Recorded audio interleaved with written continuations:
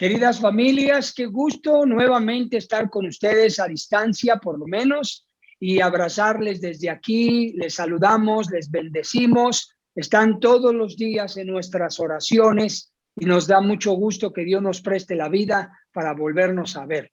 Quiero, antes de iniciar el mensaje, decirle a las familias que están conectadas a distancia que vamos a tener Santa Cena. Es un día especial. Hoy domingo se celebra la resurrección y se cierra, ¿verdad? Hoy el periodo de Semana Santa, como se conoce. Entonces, no tuvimos oportunidad a ustedes a distancia de avisarles, pero por favor, corre ahí en tu casa, toma una galleta, de preferencia integral si tienes, un poquito de jugo de uva y con eso será suficiente. Muy bien, queridas familias. Gracias a la alabanza antepenúltima, que estuvieron tocando una alabanza nueva. Qué hermosa alabanza. Bueno, todas son hermosas, pero esa alabanza nueva está fresca, hermosa, nos ministró mucho el alma, el espíritu y el corazón. Bueno, familias queridas, vamos a hablar, como les decía hoy, de la importancia, la muerte y la resurrección del Señor Jesús. Sé que en general todos comprendemos qué significa, pero quisiera yo refrescarlo, ampliarlo, si es posible, para los que no hayan escuchado algunos conceptos que voy a manejar y que podamos aplicar sobre todo este conocimiento maravilloso del sacrificio de Cristo Jesús en la cruz por cada uno de nosotros, pero también la importancia de la resurrección, que a veces se habla poco, ¿verdad? De eso. Muy bien, hay una imagen que mi esposa, un pensamiento que mi esposa Jenny publicó, la pastora, en sus redes sociales. Y esto a mí me ha ministrado mucho y me ha caído, ¿verdad? Me ha sentado aquí en el corazón este pensamiento que es una realidad. Y yo quisiera partir de este pensamiento para que podamos identificarnos y podamos aplicar precisamente este conocimiento a través de este tipo de reflexiones. Dice este pensamiento así: cuando mueres no te llevas nada, ni tus secretos, ni tus conflictos emocionales, ni tus problemas, ni tus temas sin resolver. Nada. Los heredan tus hijos y los hijos de tus hijos, los hijos de los hijos de tus hijos. Hasta que lo resuelvas en vida, se corta la maldición de 4 generaciones. Qué tremendo pensamiento. Hasta que lo resuelvas en vida. Esto me ha impactado. Se corta la maldición de 4 generaciones. Este pensamiento, yo reflexionaba en él, se basa, poder decirlo así, se aplican 2 pasajes de la Biblia en él. Por ejemplo, el primer parte que dice: cuando morimos no nos llevamos nada, ni secretos, ni conflictos emocionales, ni problemas, ni temas sin resolver, nada. Esto es verdad, es científico. Pero también dice Salomón en el libro de Eclesiastés que cuando el hombre muere, perecen sus pensamientos, sus emociones, sus amores, sus odios, sus resentimientos, todo perece. Y esto es cierto. Y la otra parte dice: los heredan tus hijos, los nietos y los hijos de nuestros hijos. Esto también lo habla la Escritura en Éxodo 25, que Dios visita la maldad de los padres sobre los hijos. Es una maldición generacional. Y la Biblia habla de las maldiciones, ¿verdad?, que no vienen sin causa. Y también habla de las generaciones en Proverbios, etcétera. Entonces, pero quiero hincar esta reflexión en la última parte que dice: hasta que lo resuelvas en vida, se corta la maldición en 4 generaciones. Esto es muy importante porque usted y yo tenemos vida. Y si tenemos vida, tenemos la oportunidad de hacer algo. Y ya no para cambiar el pasado, sino para cambiar que el pasado no rija mi presente y determine mi futuro. Claro, si el pasado es malo, ¿verdad? Si el pasado no nos conviene, no es conveniente. Entonces, vamos a centrar este mensaje precisamente en qué vamos a hacer, qué utilidad tiene, qué valor, qué poder tiene la muerte y el sacrificio de nuestro Señor Jesús y su resurrección en nuestra vida, para que usted y yo, para que tú y yo lo resolvamos.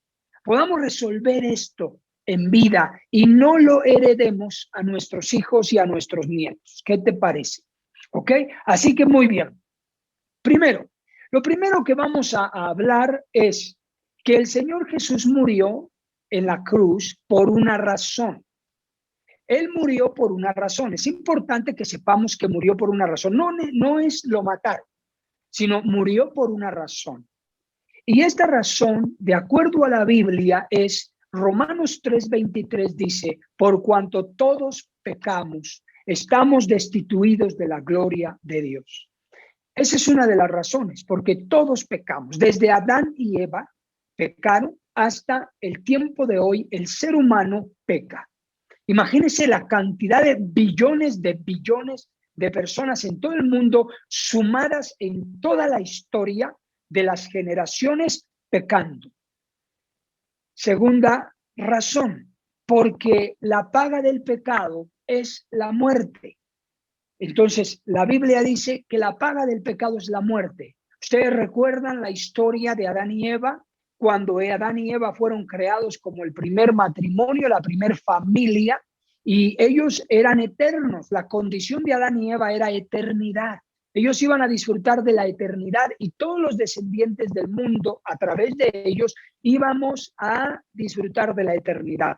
Pero no fue así por el pecado. Peca Adán y Eva, y por cuanto peca Adán y Eva, la muerte pasa a todos los hombres, dice el apóstol Pablo, dice así la Biblia, y todos los hombres tenemos esa naturaleza y esa tendencia y esa inclinación natural de pecar.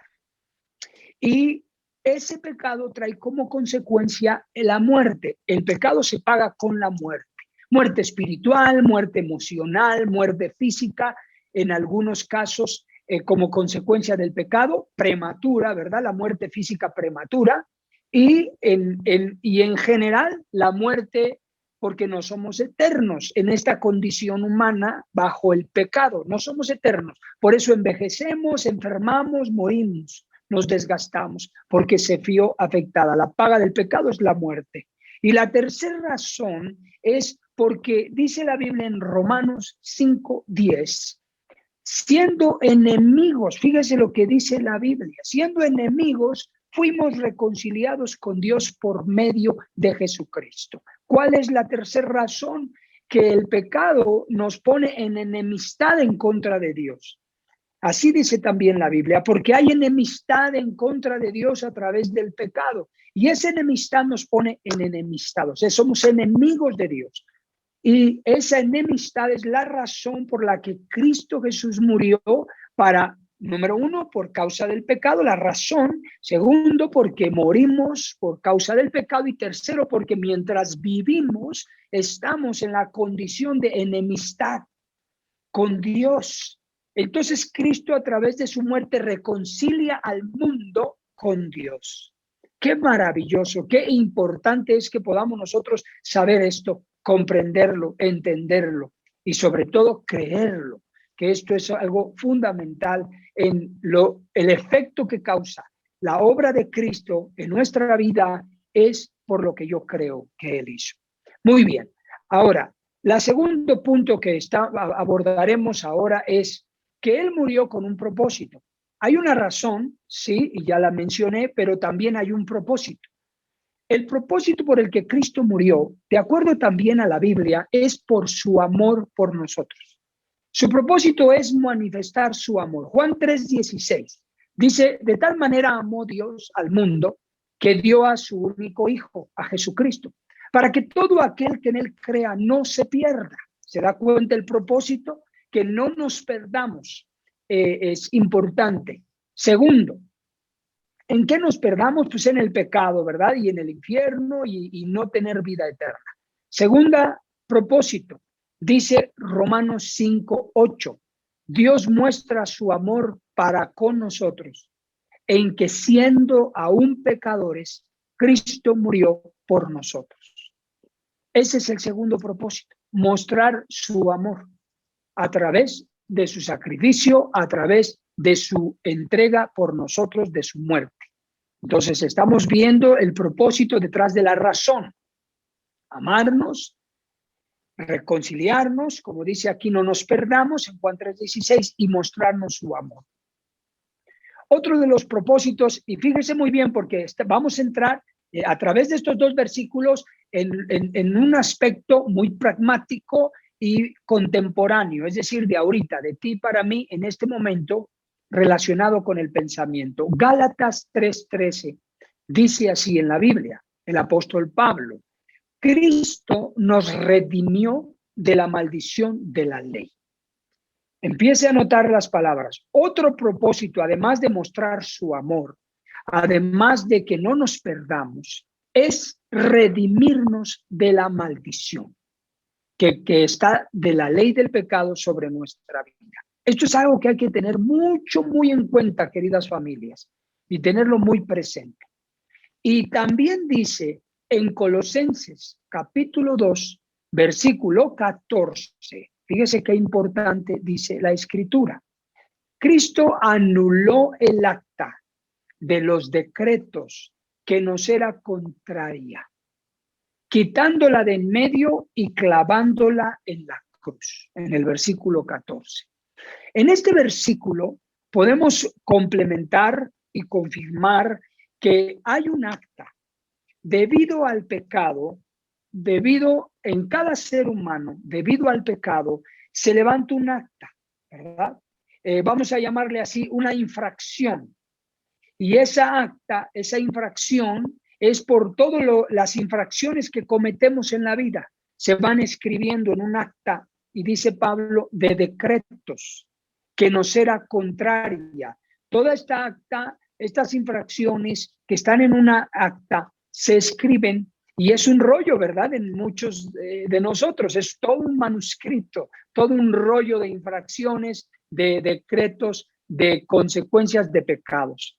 La Biblia dice que cuando Cristo murió en la cruz y se sacrificó por nosotros, tomando nuestro lugar, que esto se le llama sustitución, esa acta, dice Pablo en Colosenses 2:14, de decretos, él la anuló, quitándola de en medio, entre Dios y nosotros. Esta es acta. Es una acta acusatoria, es una acta que nos acusa, que nos condena, que señala el pecado en nuestra vida, y que es cierta y que es verdad, pero Cristo la anula y la quita de en medio entre Dios y nosotros. Gálatas 3:13 dice: nos redimió del pecado, de la maldición. Ahora bien, hace algún tiempo atrás yo les he enseñado a ustedes como ejemplo el término que se usa en la Biblia.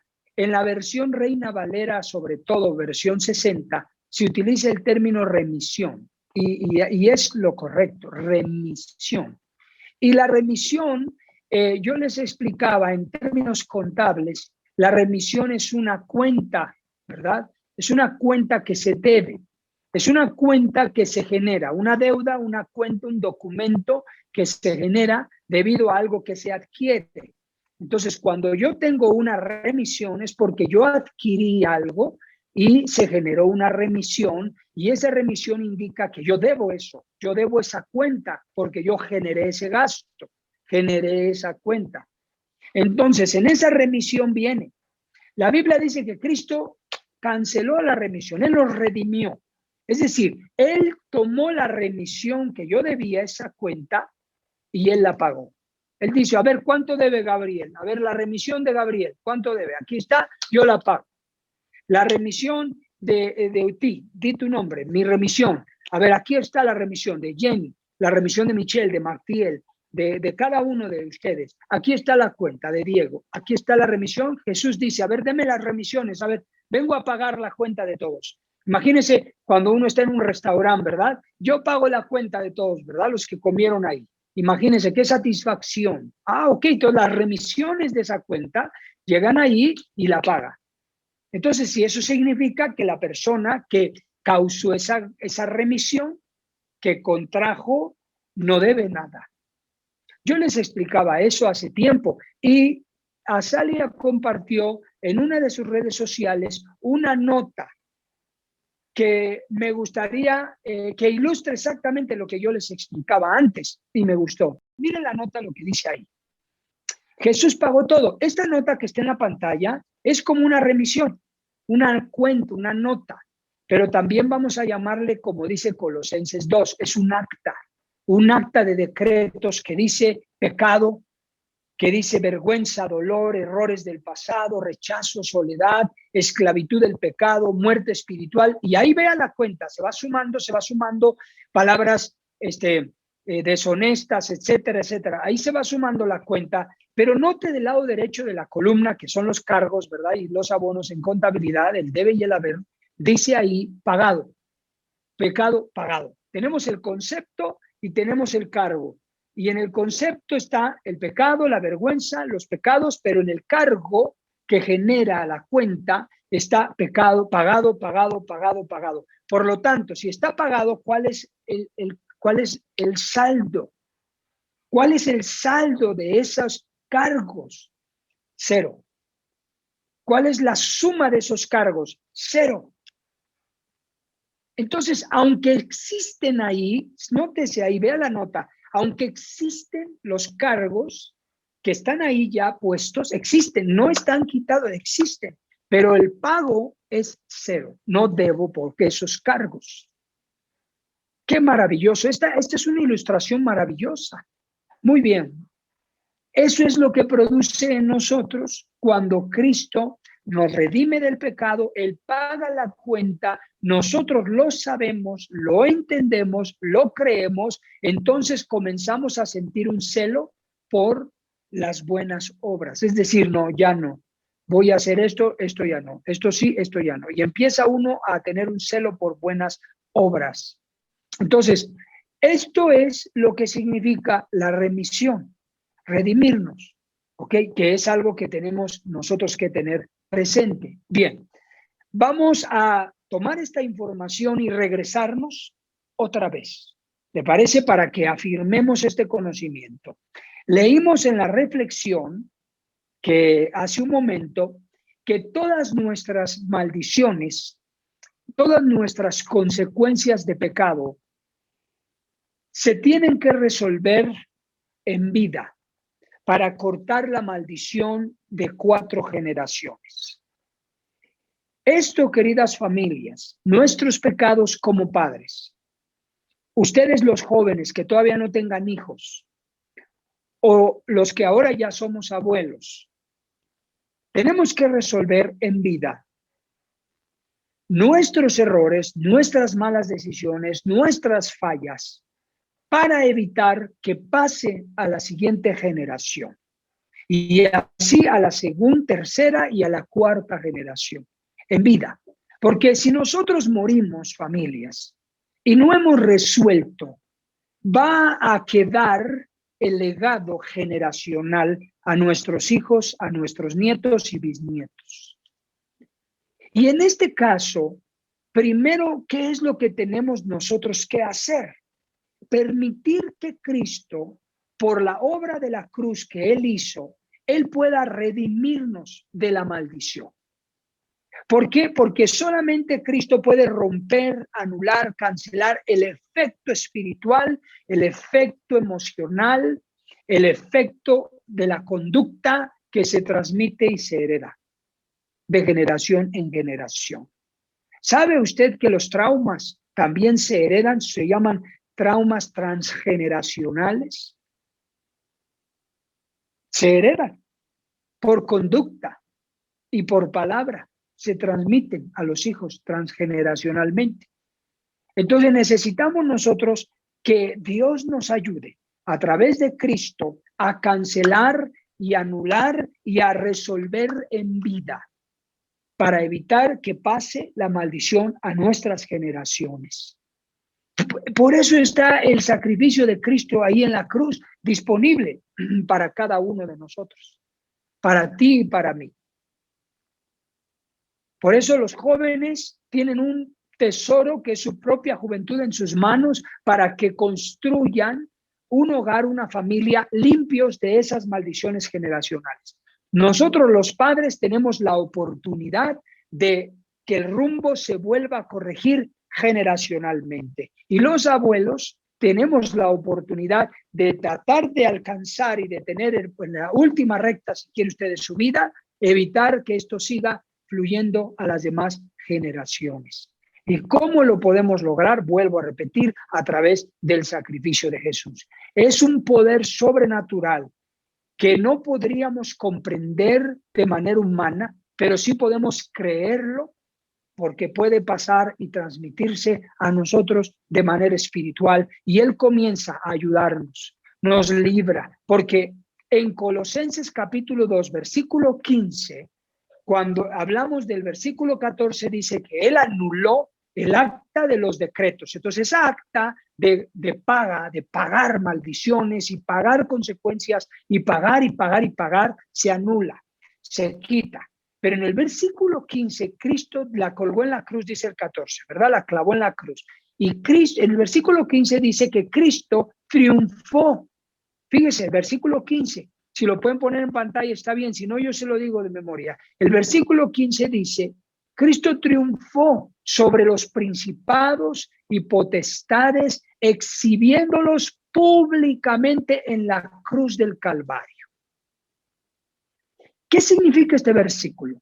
Este versículo significa, en el trasfondo espiritual, en el trasfondo invisible, que los ángeles de Dios y los demonios que son invisibles para nuestros ojos humanos, en la cruz del Calvario, imagínese usted, proyéctese por favor, trasládese si quiere, imagine el monte de la calavera, donde Cristo fue crucificado, en esa montaña de la calavera, a las afueras de Jerusalén, 3 cruces, Cristo ahí en medio de las 3 cruces, un montón de políticos y un montón de sacerdotes y fariseos, doctores de la ley, un montón de ricos, empresarios y comerciantes y pueblo en general ahí viendo el espectáculo de la crucifixión. Pero ante lo invisible, un montón de demonios que la Biblia describe como principados y potestades, así lo dice el apóstol Pablo, Colosenses 2:15, invisibles ahí. Y un montón de ángeles de Dios también ahí. Cristo, al sacrificarse en la cruz y morir en la cruz, a esos demonios los exhibe públicamente ante los ángeles y ante su Padre, por supuesto, triunfando sobre ellos en la cruz. Es decir, que si los demonios dijeron, matamos a Cristo, pues no, porque Cristo murió. A esto voy, con esto enlazo el siguiente punto. No lo matamos. Él murió, se entregó a sí mismo para salvar y quitarle a esos principados y quitarle a esos potestades, esos demonios, quitarles el poder de la vida y de la muerte. Quitarles el poder de maldecir y que sus maldiciones caigan sobre toda la humanidad. Eso es algo extraordinario. Por esa razón, tenemos que resolver la situación aquí en vida. Y tenemos un privilegio grande de que nos ha tocado la dicha de conocer a Cristo, de conocer su palabra, y uno comienza a entender qué dichosos somos, qué bendecidos somos de haber conocido las Escrituras, de venir a una iglesia como esta, una iglesia cristiana donde la Escritura se predica. Y uno comienza a entender, y uno comienza a valorar, y uno comienza a apreciar que esto que usted está haciendo tiene un efecto de bendición generacionalmente. Como si no lo hace, tiene un efecto de maldición generacionalmente. Muy bien. Ahora, decía yo, los demonios fueron exhibidos públicamente porque a Cristo no lo mataron. Me refiero que no fue voluntad humana hacer eso. Él lo hizo. ¿Por qué lo hizo Jesús? Ya vimos la razón, el propósito, pero ahora, ¿por qué lo hizo? Obviamente que es por la razón y el propósito, pero quiero decir esto, lo hizo porque a él así le plació, porque él así lo quiso hacer. Es importante también entender esto. Mire lo que dice Juan capítulo 10, versículo 11, luego versículo 17 y luego versículo 18. Vea, por favor, busquen su Biblia o en su pantalla, supongo que se lo proyectarán. Juan 10, 11, 17 y 18. Dice así el verso 10, perdón, el verso 11. Yo soy el buen pastor, dice Jesús. El buen pastor su vida da por las ovejas. Fíjese, Jesús dice, yo soy el buen pastor y el buen pastor su vida da. Fíjese lo que está diciendo, yo doy mi vida por las ovejas. Versículo 17, yo pongo mi vida para volverla a tomar. Verso 18, nadie me la quita. ¿Se da cuenta? Nadie lo mató. O sea que por voluntad del hombre. Nadie me la quita, sino que yo de mí mismo pongo mi vida. Tengo poder para ponerla y tengo poder para quitarla, volverla a tomar. Este mandamiento recibí del Padre. Aquí vemos soberanía en Jesús. Mi voluntad fue dar mi vida, dice Jesús. Nadie me la quitó, yo la entregué y mi voluntad, si yo quiero, la tomo. Jesús puede impedir que lo mataran, se lo dijo a Poncio Pilato. Si yo quisiera defenderme, millares de ángeles vendrían y me defenderían y nadie podría tocarme. Pero mi voluntad es entregarme, porque Pilatos le dijo al Señor, dime una palabra, una sola palabra, y yo tengo poder para evitar tu crucifixión. Y Jesús, ¿qué dijo? Tú no tienes el poder, sino solo el que te fue dado de mi Padre en el cielo. Y además, si yo quisiera defenderme, vendrían a mí ángeles a defenderme. Tengo poder para ponerla y poder para tomarla. Entonces, ¿qué significa esto?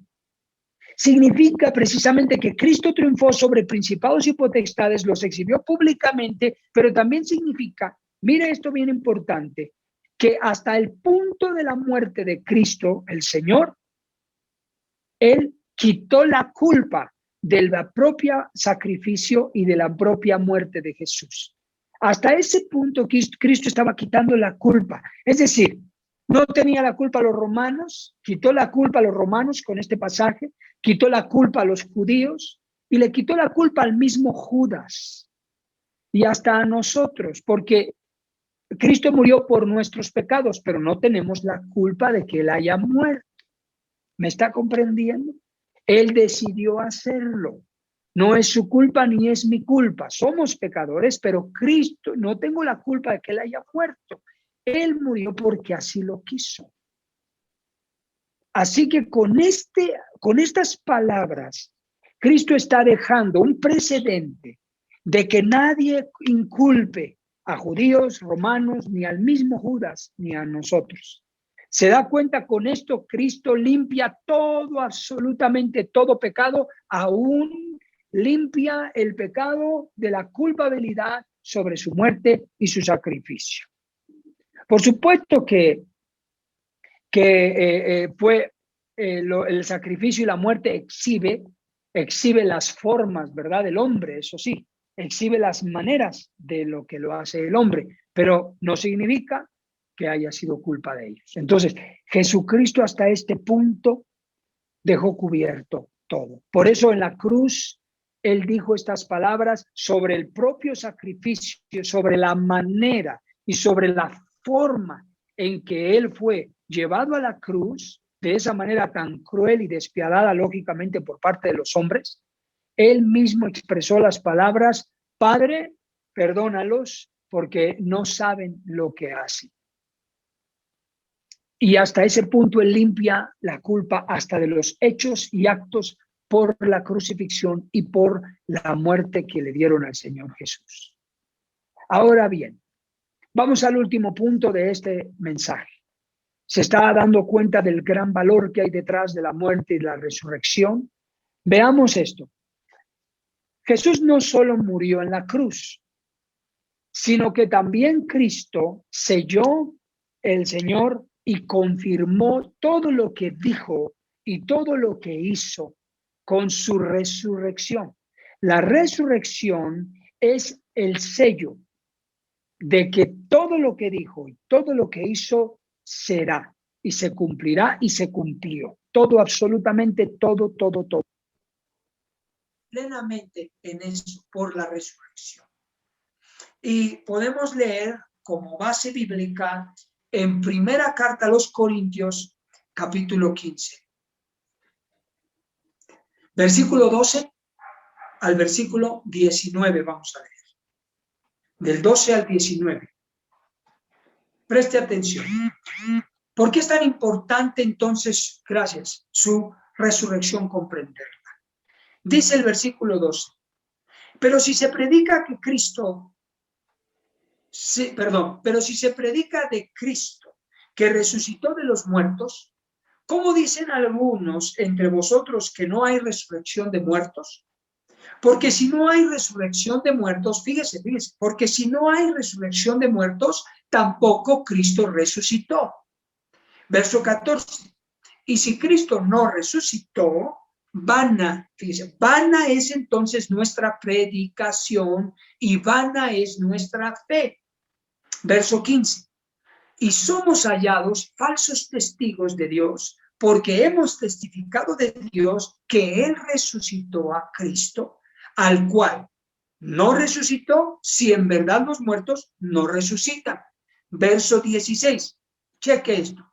Porque si los muertos no resucitan, Cristo tampoco resucitó. Y mire el 17. Y si Cristo no resucitó, vuestra fe es vana, y note esto, porque aquí hincamos esto que estoy leyendo. Entonces aún estáis en vuestros pecados. Vuelvo a repetir el 17. Y si Cristo no resucitó, vuestra fe es vana y estáis aún en vuestros pecados. Wow. ¿Por qué es tan importante saber y además creer que Cristo resucitó? Por lo que yo les decía. Porque Él selló y confirmó todo lo que dijo y todo lo que hizo. Lo que significa que si Cristo no hubiera resucitado, esa acta de decretos no queda anulada. No, la tendríamos que pagar. No hubiera remisión. No hubiera resucitación, resurrección, perdón, de nosotros. No hubiera cortar las maldiciones. No existiría esa liberación de las maldiciones generacionales. Pero ¿saben? Usted y yo sabemos que Cristo resucitó. ¿Por qué? Porque hay evidencias bíblicas y evidencias históricas de la resurrección entre los muertos. En primera, Dios, que es Cristo también, desde antes de Cristo, había evidencias de la resurrección. Pero en Cristo, Jesús, para probar que es Dios mismo y que continuaba resucitando a los muertos, en los evangelios podemos leer, y a través de los historiadores después de los apóstoles, es decir, en el siglo 100 y hacia el siglo 200, hubo continuidad de estos testimonios y de estas evidencias de personas que vivieron en la época de los apóstoles y que ellos escribieron que vieron resurrecciones. Y hubo niños, cuando Cristo resucitó muertos, que eran niños, vieron resurrección de muertos y después fueron adultos y dieron testimonio. Lo que quiero decir es que estas son evidencias extrabíblicas que están escritas en manuscritos y testimonios de historiadores del siglo I y hacia el siglo II. En Cristo, el tiempo en que Cristo estuvo en su ministerio, usted ha visto, resucitó a Lázaro, resucitó a una niña y así resucitó a uno, resucitó a otro. Cuando Cristo muere, de acuerdo a la Biblia, en los testimonios le decía, Cristo resucita y la Biblia da testimonio que cuando Cristo resucita, muchos, dice la Biblia, salieron y resucitaron al mismo tiempo de su resurrección. Bueno, despuésito de él, resucitan porque él fue el primero y luego ellos y van y se presentan en sus casas, así dice la Escritura. O sea, imagínense qué tremenda experiencia de que murió un familiar y Cristo muere, Cristo resucita y al ratito me viene mi familiar y me dice, aquí estoy. ¿Qué pasó? Pues se abrió la tumba y resucité. ¿Por qué? Porque fue el poder, la evidencia de la resurrección del Señor Jesucristo. Y eso sella. Entonces, lo que significa, para concluir, ya ir cerrando, lo que significa que nuestros pecados han sido realmente perdonados, que nuestra cuenta tiene todos los cargos de los conceptos, pero en la parte de los cargos de la paga es pagado, pagado, pagado, pagado, cero, cuenta cero. no debemos nada. Así que eso es maravilloso, familia, porque lo que significa que nosotros podemos decir en el nombre de Jesús que nuestras maldiciones se cortan y no tienen derecho a pasar a nuestros hijos y a nuestros nietos y a nuestros bisnietos. Tenemos que creerlo y quitarle el derecho a los principados y a las potestades, quitarle el derecho a las maldiciones de que sigan obrando en nuestra familia.